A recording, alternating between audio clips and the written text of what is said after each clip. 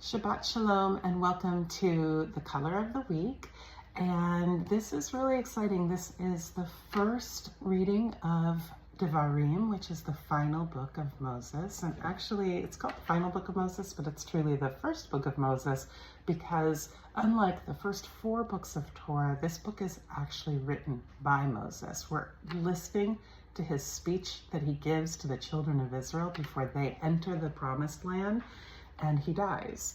And this book is so fascinating because he basically teaches us how the Torah is to be made into our book. He recites the actions that took place in the desert. He talks about the emotions that were experienced during those times. And ultimately, he gives us an understanding of the deeper meaning of the experience. He's the storyteller, and he teaches us that we're the storytellers of our own life, and we have the opportunity to make this book ours. So I'd like to go a little bit deeper into this Torah portion with you. There's Jordan in the background. He can wave in a second. Just shuffling the cards.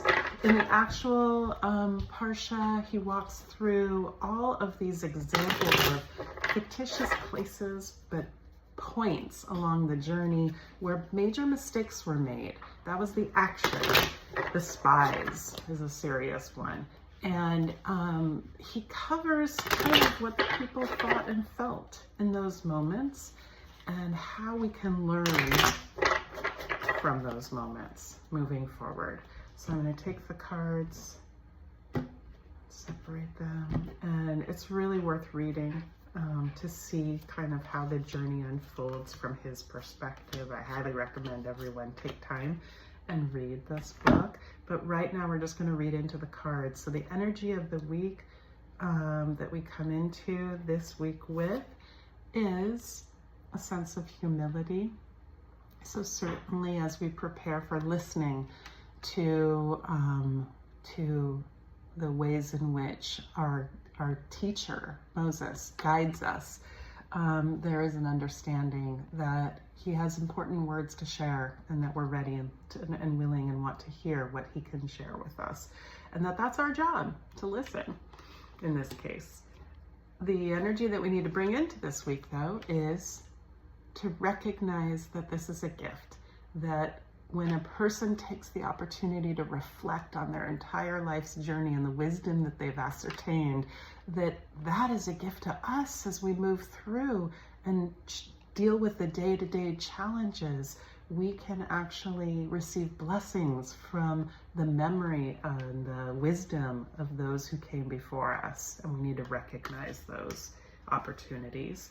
And the actual Torah that we have for this week is Hakarat HaTov, an appreciation for the goodness in our lives, which is really fascinating because what I was telling you about this Torah is that it's all about the mistakes, the painful moments in the journey, and the wisdom that the people receive from Moses as he recounts for them that they thought God hated them and they wanted to go back to Egypt, was a recognition that God was with them all along, and everything that they needed was provided for during those 40 years.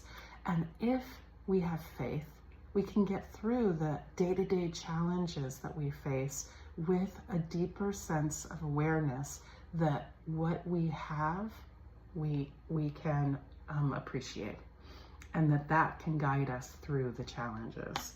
So that's the lesson, but how to actually live that out when day to day there's a war and an election and a lot going on is to acknowledge it. So this is pretty intense. If you look at these, are all part of the colorway of blessing.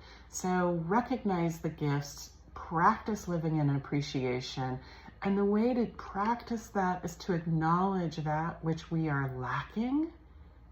It helps us because when we acknowledge what we're lacking, we can redirect our energy to look for the gifts. So it's a continual cycle. You can kind of see the cycle there. And ultimately the outcome of putting our energies towards the blessings in our lives is that we too, just like Moses, who this is the description of Moses's face, that when we live in absolute recognition of the blessings of our life, we too become radiant. Shabbat Shalom.